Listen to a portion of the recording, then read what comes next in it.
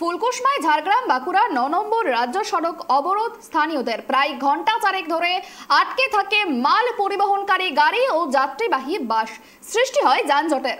বারবার চেষ্টা করে অবরোধ তুলতে ব্যর্থ হন স্থানীয় পুলিশ। পরে ঘটনাস্থলে আসেন বারিকুল থানার পুলিশ আধিকারিক কৃষ্ণেন্দু ঘোষ। তিনি দফায় দফায় আলোচনা করেন অবরোধকারীদের সঙ্গে এবং শেষমেশ ঘন্টা চারেক পর অবরোধ তুলে নেন অবরোধকারীরা।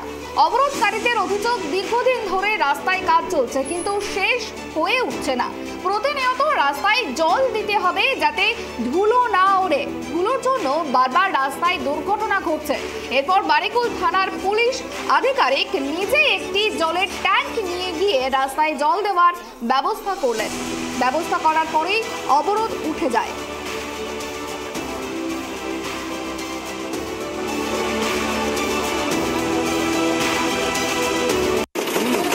এরকম যা রাস্তা কন্ডিশন করে সমস্যা তো প্রত্যেকটা মানুষের হবে।